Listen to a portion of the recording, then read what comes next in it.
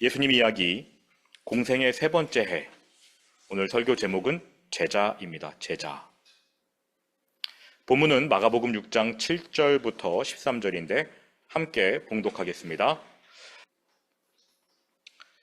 예수님이 2년간 제자들과 동행하시며 그들에게 많은 것을 가르치셨습니다.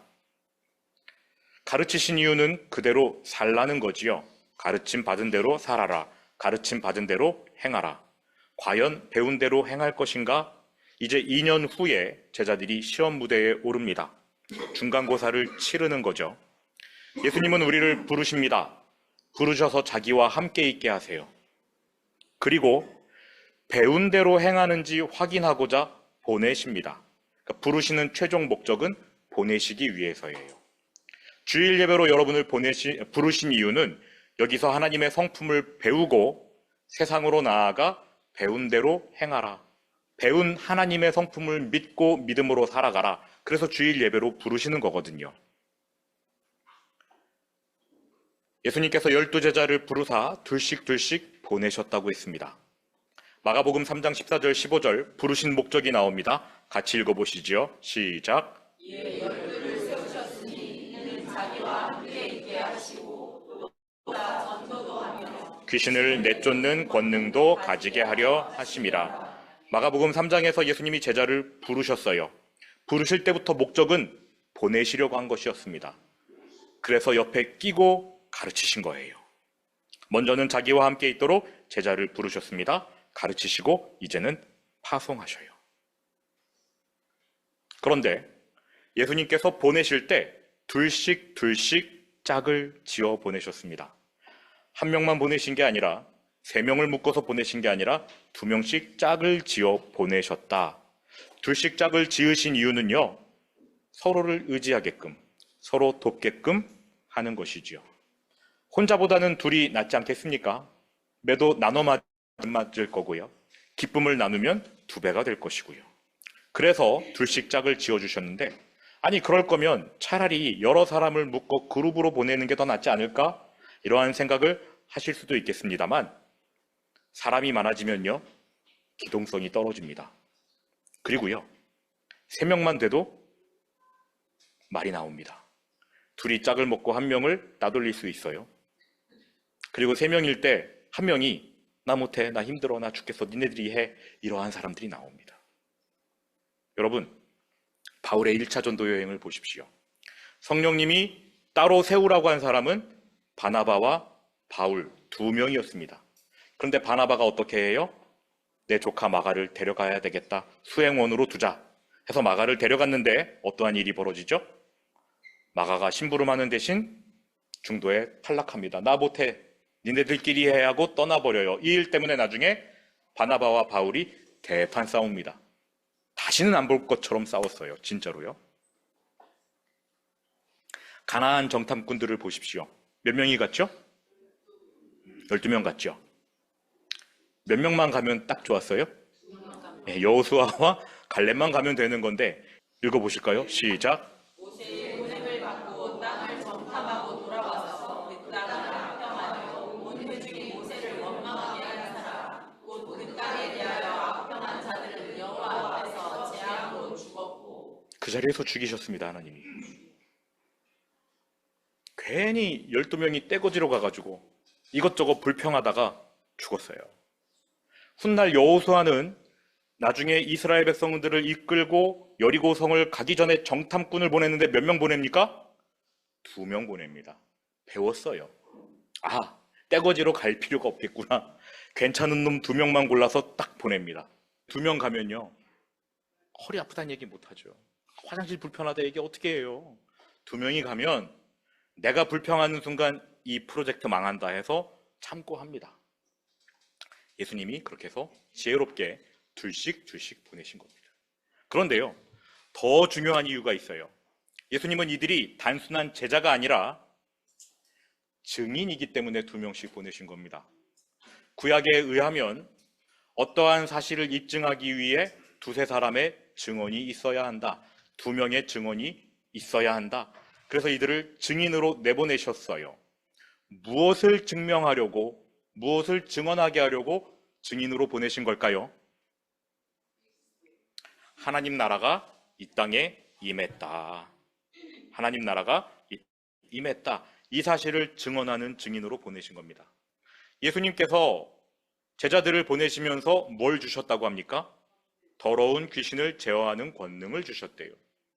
왜 하필 귀신을 제어하는 권능을 주셨다고 말했을까요? 병을 치유하는 능력이 아니라 제어하는 능력을 주셨다라고 합니다. 분명 제자들은 병을 치유했어요. 그런데 왜 하필 예수님이 주신 권능은 귀신을 제어하는 권능이었을까요? 구약 성경에 귀신이 쫓겨났다는 단어가 나옵니까? 표현이 나옵니까? 구약 시대 내내 귀신이 쫓겨나는 일은 없었어요. 없어요. 사울이 악신에 들렸을 때 다윗이 수금을 연주해서 잠깐 떠나는 경우는 있었지만 다시 들어옵니다. 귀신을 제어하지 못했어요. 구약 시대 내내. 왜? 하나님 나라가 오지 않았으니까. 어둠의 나라가 주권을 가지고 있던 시대가 구약 시대였어요. 근데 예수님이 오시면서 하나님 나라의 왕이 오시니 하나님 나라가 따라온 거 아니에요? 빛의 나라가 임하니까 어둠의 나라는 어떻게 되어야 합니까? 쫓겨나야 돼요. 그 증거가 바로 귀신이 쫓겨난다는 겁니다. 그래서 예수님이 오셔서 하신 일 중에 가장 첫 번째가 귀신 쫓는 거였습니다. 하나님 나라가 왔는데 너희들이 왜 주인 행세를 하느냐? 나가라. 나가라. 제자들을 보내시는데 제자들이 뭐에 대한 증인입니까? 하나님 나라가 왔다. 어둠의 세력은 이제 물러가야 한다. 하나님 나라가 펼쳐진다. 이것을 증언하도록 보내신 것입니다. 한 가지만 더 말씀드릴게요. 예수님이 제자들에게 귀신 쫓는 권능을 어떻게 하셨습니까? 주셨어요. 주셨대요. 제자들이 원래 갖고 있던 게 아니라 예수님으로부터 받은 거지요. 예수님으로부터 받은 것을 활용할 때는 누구를 의지해야 합니까?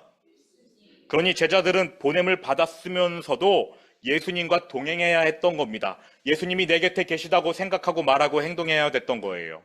오늘 어린이 예배 때 배운 것처럼 에녹이 그렇게 하나님이 내 곁에 계시고 내 옆에, 내 앞에, 내 안에 계신 것처럼 생각하고 말하고 행동했던 것처럼 제자들도 마찬가지로 비록 보냄을 받아서 육신으로 예수님과 떨어져 있지만 예수님과 함께 있어야 되었습니다. 이 권능은 제자들 것이 아니에요. 예수님이 주시는 겁니다. 예수님을 의지할 때만 얻을 수 있는 것이었습니다. 세 번째, 간소화. 8절, 9절 한번 읽어보시죠. 시작. 명하시되 여행을 위하여 지팡이 외에는 양식이나 배낭이나 전대의 돈이나 아무것도 가지지 말며 신만 신고 두벌 옷도 입지 말라 하시고. 그냥 네 입은 대로 가라 이러시면 될 텐데 이런 지침을 주셨네요. 제자는요, 스승을 그대로 따라하는 사람입니다. 예수님의 패션까지 따라했어야 됐어요. 하나님이 챙겨주실 것이기 때문에 하나님 나라가 이 땅에 임했다고 생각하는 사람이 먹을 거 챙겨가면 안 되죠. 잠잘 거 미리 알아놓고 가면 안 되잖아요. 하나님 나라가 이 땅에 임했다고 선포할 사람인데요. 예수님의 논리는 명확합니다. 복음은 값진 소식이다. 너희가 이 복음을 전하고 그걸 들은 사람들이 너희를 책임져야 한다. 왜? 복음은 값지기 때문에. 이해되세요? 복음을 받아들인 사람, 그 사람이 너희를 책임져야 한다. 예수님의 논리는 명확합니다. 전대를 가지고 가지 말라는 것은 그 당시 전대가 돈을 보관하는 것뿐만이 아니라 유사시에 구걸할 때 쓰는 용도로 전대를 차고 다녔기 때문에 예수님이 그거 허락하시지 않은 거예요. 돈이 궁해도 끝까지 버텨, 구걸하지 마. 복음에 반응하면서 그것을 믿는 들이 전도자들의 삶을 책임져 주신다. 이것이 예수님께서 제자들의 삶을 책임지시는 방법이에요. 하나님만 믿고 맡겨라. 그렇게 할 경우에 자연스럽게 따라오는 부차적인 긍정적 효과가 생깁니다. 일시적이긴 하지만 제자들이 복음을 전하면서 다른 사람에게 내 자리를 의탁하는 걸 보면서 사람들은 예수님이 이 땅에 오신 이유를 착각하지 않게 되는 거예요. 무슨 뜻이냐면 예나 지금이나 사람들이 예수님 믿는 이유 중 큰 덩어리 하나가 무엇입니까? 부자 되는 거잖아요. 근데 복음을 전하는 사람들이 뭐 하고 있어요, 지금? 그지예요. 네. 더 너무 그렇게 적나라하게 그지라고 하시면 어떡합니까? 제자들이 여기저기 떠도는 모습을 보면서 사람들이 생각하게 되는 거죠. 아, 예수님이 이 땅에 부자 만들려고 오시는 게 아니구나. 여러분, 만일 예수님의 제자들이 큰 부자가 되었다면 복음 전할 필요 있어요, 없어요? 없어요. 사람들이 알아서 찾아와요. 나도 한몫 챙기게 좀 예수 소개시켜 주세요. 사탄이 뜯어 말려도 교회 나옵니다. 교회에 부자만 득실득실거리면 그 교회 그냥 자연 부흥이에요. 근데 예수님의 제자들은 가난했습니다. 지금 둘씩둘씩 짝지어 복음 전할 때에도 힘들었고 나중에 성령의 능력으로 십자가와 부활의 복음을 전할 때도 힘들었어요. 죽을 때도 편하지 못했습니다. 요한 빼고 나머지 제자들은 다 순교했거든요. 희생과 포기와 가난과 고난. 이것이 제자들의 삶이었습니다.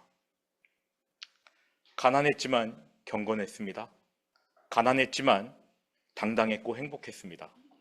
이들은 자신의 가난으로 다른 사람을 부요하게 했고요. 자신의 낮아짐으로 다른 사람을 높여줬어요. 자신의 힘든 삶으로 다른 사람을 평안하게 만들어 주었습니다. 그러니까 예수님의 모습 그대로를 따라한 것이죠. 지금 그 연습을 하고 있는 거예요. 나중에 예수님이 하늘 올라가시면 제자들은 예수님처럼 똑같이 행하게 될 것입니다. 결국 이러한 제자들의 희생과 가난과 고난을 통해 예수님의 형상이 배어 나오면서 사람들은 아, 메시아가 우리를 부유하게 만들어주는 게 아니구나 라고 깨닫게 됩니다. 바른 지식을 갖게 되는 것이지요. 네 번째, 제자는요, 복음으로 세상을 나눠버려요. 정말 중요한 점인데 하나님 나라가 임했다고 제자들이 증언한 순간 세상이 둘로 나뉘어 버립니다. 하나님의 나라와 이 세상 나라. 복음을 듣는 청중의 선택지는 두 가지밖에 없지. 하나님 나라를 받아들이고 구원을 얻든지 거절하고 구원을 받지 못하든지. 하나님 나라를 받아들인 사람은 예수님의 새로운 가족이다. 그래서 복음을 전한 그 사람들을 돌보게 돼요. 왜? 가족이니까. 이해가 되세요? 예수님께서 복음을 전하시고 그 값으로 너희들이 먹고 살아라가 아니라 복음을 전하면 그들이 가족이 되기 때문에 가족으로서 당연히 너희를 먹이게 할 것이다. 이러한 논리예요. 10절 보십시오. 같이 읽습니다. 시작. 또 이르시되 어디서든지 누구의 집에 들어가거든 그곳을 떠나기까지 거기 유하라. 예, 여기까지요. 구약 시대에도 이거는 마찬가지였습니다.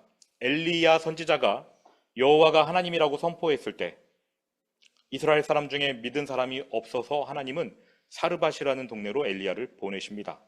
그곳의 과부가 하나님을 믿고 가족이 되어 엘리야를 공궤하지요. 엘리사 선지자도 마찬가지.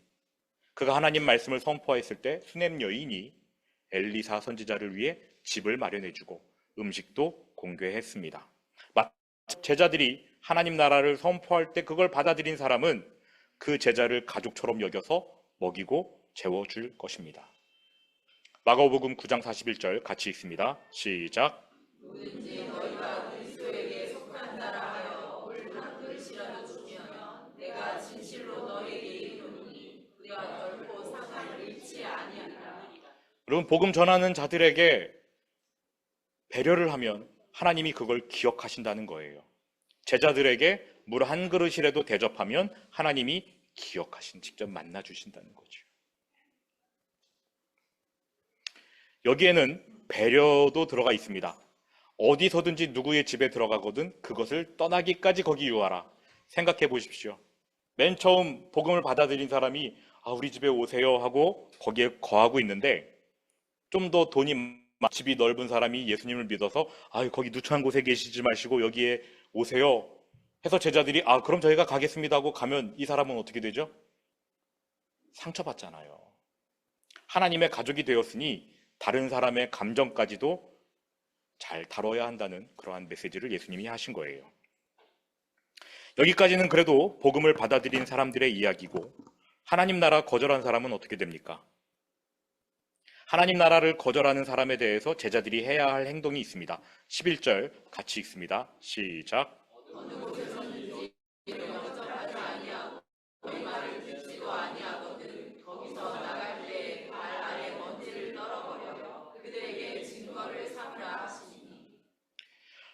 복음을 받아들인 사람에게는 귀신을 쫓아내어서 하나님 나라가 임했다는 것을 증거로 알려줘야 되고, 복음을 받아들이지 않은 사람들에게는 어떻게 해야 되느냐? 옷에서, 신발에서 먼지를 털어서 증거를 삼아야 된다는 거예요.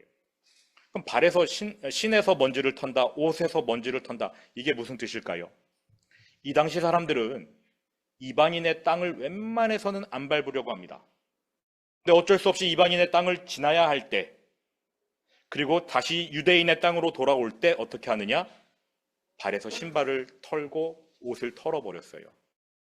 즉, 이방인들은 하나님과 아무 관련 없는 사람인데 내가 그 땅을 밟았다. 그러나 나는 그 이방인의 죄악에 관여하지 않았다. 이러한 뜻으로 먼지를 턴 거예요. 나는 관계없다. 먼지를 턴 겁니다. 그런데 예수님께서 이 행위를 제자들에게 시키며 의미를 바꿔버리셨어요. 유대인, 이방인으로 가르는 게 아니라 하나님 나라를 받아들이는 사람과 그렇지 않은 사람으로 나눠버리는 행동을 하게 하신 거예요. 유대인이든 이방인이든 상관없이 하나님 나라를 받아들이느냐 마느냐, 이게 기준인 거지요.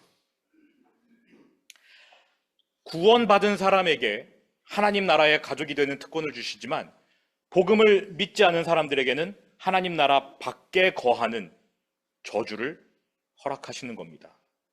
그러면서 너희가 복음을 거절했기 때문에 너희가 구원받지 못한 것이고, 마지막 날 책임질 거는 너희다. 너희 스스로 책임을 져라. 이 사실에 대한 증거를 보여야 했던 것입니다. 먼지를 털어버려서요. 그러니까 제자들의 책임은요, 뭐 하는 것까지냐? 복음을 전하는 것까지입니다. 그 사람을 믿게 만드는 것은 제자들의 책임이 아니에요. 복음을 전하는 것까지만 제자들의 책임이고, 믿고 안 믿고는 그 자신이 책임을 져야 합니다. 사도행전 18장 5절 6절 같이 읽겠습니다. 시작.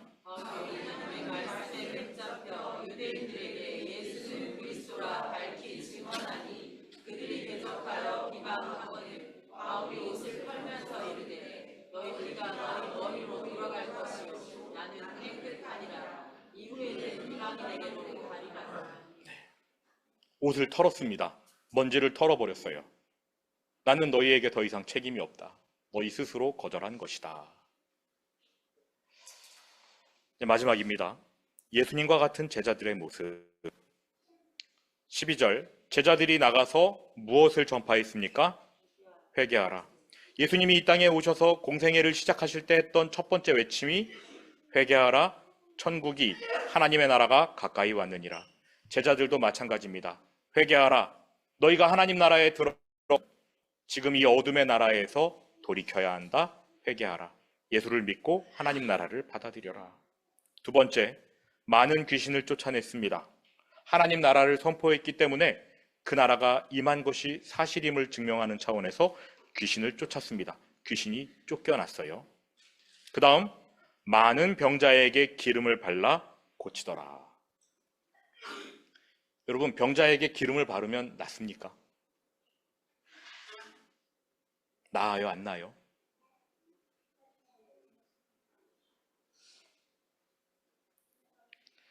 물론 찰과상이라면 상처에 포도주를 부어서 소독하고 기름으로 그 상처를 보호하겠지요. 그런데 그러한 병이 아니라 정말 질병이라면 기름 바르는 것과 치료는 아무 관련이 없습니다. 그러니까 지금 기름을 발라서 병자를 고쳤다는 것은 치료 행위로서의 기름 바름이 아니라는 거예요. 두 가지 의미를 생각해 볼 수 있는데, 기름 바르는 것에 대해서 첫 번째, 예를 들어 귀신 때문에 병을 앓게 되었다라면 귀신이 쫓겨나면서 병도 함께 나가겠지요. 이제 귀신이 쫓겨났으니 이 사람은 예수님을 믿는 하나님의 자녀이다. 그걸 인정해 주는 차원에서 기름을 바르는 겁니다. 두 번째,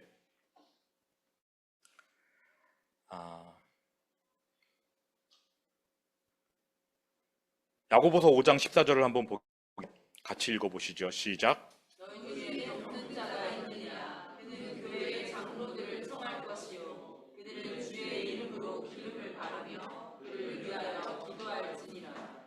너희 중에, 이미 예수 믿는 사람들을 말합니다. 그러니까 이들은 귀신이 들어와서 병든 게 아니에요. 일상의 질고 가운데 병든 겁니다. 예수님을 잘 믿다가 병들었어요. 그러니까 예수님을 믿어도 병들 수가 있는 거죠. 이러한 사람들에게 기름을 바르는 이유가 있습니다. 구약 시대에 어떤 사람에게 기름을 바른다라는 것은 하나님, 이 사람을 주목해 주십시오라는 의미가 있어요. 그래서 왕을 세울 때에 그의 머리에 기름을 부었고 제사장과 선지자를 세울 때에도 기름을 부었습니다. 하나님, 이 사람을 특별히 봐주십시오. 병자에게 기름을 바른다는 것은 그와 마찬가지로 하나님, 아픈 사람을 특별히 봐주세요 하면서 기름을 바르는 겁니다. 그러니 제자들이 지금 아픈 사람을 위해서 기름을 발라 고친다. 그러니까 병자를 고치는 것은 누구예요? 예수 그리스도. 기름을 바르는 것은 간절함의 행위인 것. 하나님, 이 사람을 좀 봐주십시오. 치유를 행하시는 것은 어디까지나 하나님의 주권입니다. 자, 이제 말씀을 마무리하겠습니다. 이 12명만 제자입니까? 누가 제자죠? 바울 제자입니까? 아닙니까? 12명에 포함되지 않았지만 제자였어요. 디모데? 디도 제자. 우리는요? 제자이십니까? 제자이셔요? 그럼 여러분 보냄을 받으셔야 되겠죠. 어디로 보냄을 받으셔야 됩니까? 여러분의 가정, 여러분의 직장, 여러분의 이웃 삶 속으로 보냄을 받아야 합니다. 간소하게 가셔야 되겠죠. 예수 믿고 복 받으라, 부자 된다, 이런 것은 복음이 아니죠. 예수 믿으면 하나님을 만나게 됩니다. 하나님이 내 삶에 관여하시고 나의 삶을 평안하게 인도하실 것입니다. 어떤 어려움이 닥쳐도 이겨낼 수 있습니다. 이런 것이 복음이 아닙니까? 내 죄가 용서되고 내가 하나님의 자녀가 된다는 게 복음 아니에요. 그것을 여러분의 간소한 삶으로 보여주셔야 됩니다. 집에 돈이 많더라도 간소하게 사십시오. 그리고 여러분이 가는 곳에서 모세의 홍해가 갈라지듯이 갈라지기를 원합니다. 그런데 갈라져 있는 저쪽 사람들을 이쪽으로 끌고 오는 일에 여러분이 보냄을 받아야 돼요. 내가 하는 말과 행동과 생각이 예수 그리스도를 나타내야 됩니다. 직장에서 누군가를 씹을 때 맞아 재밌어 같이 씹지 마십시오. 여러분은 거기서 갈라져야 돼요. 주도하지도 마시고요. 참여하지도 마시고 여러분은 홍해처럼 갈라져야 되는 사람들입니다. 제자들이 가면 세상이 갈라졌어요. 하나님 나라와 그렇지 않은 나라로. 여러분이 그 집단에 들어가서 갈라놓으시고 저쪽 어둠에 있는 사람들을 빛 쪽으로, 물론 여러분이 할 수 있는 일은 아니지만 최대한 그러한 통로가 되어야 합니다. 이해되셨어요? 다시요. 첫 번째, 여러분은 보내줘야 됩니다. 두 번째, 간소해야 됩니다. 세 번째, 막 갈라. 네 번째, 예수님의 모습이 여러분에게서 나타나야 돼요. 말과 행동과 생각이 예수님과 하나가 되는. 기억하시기 바랍니다. 질문이 있으신가요, 혹시? 질문이 없으면 우리 세 가지 기도 제목으로 함께 기도하겠습니다. 함께 읽겠습니다. 시작. 예수님의 부르심에 순종하여 날마다 말씀과 기도로 예수님과 공부하며 살게 하소서. 예수님의 부르심에 순종하십시오. 예배의 자리로 부르시는 겁니다. 지금은요. 예배의 자리 있을 때마다 하시고 힘들 때마다 어떻게든 예배를 사수하시기 바랍니다. 예배 외에 다른 답이 없어요. 성경 어디를 찾아봐도 뭐 특별한 걸 해서 고난을 이겨냈다 그런 이야기 없습니다. 예배밖에 없어요. 하나님 부르셔요. 예배의 자리로 불러서 하나님이 어떠한 분인지를 가르쳐 주시는데 그거 배워야 이겨낼 수 있지 않겠습니까? 부르심에 순종하시기 바랍니다. 두 번째, 같이 있습니다. 예수님의 보내심에 순종하여 기회가 열릴 때 가족과 사랑하는 사람들에게 복음을 이번 추석 명절에 하나님이 기회를 열어주신다면 복음을 꼭 전하시기 바랍니다. 시작.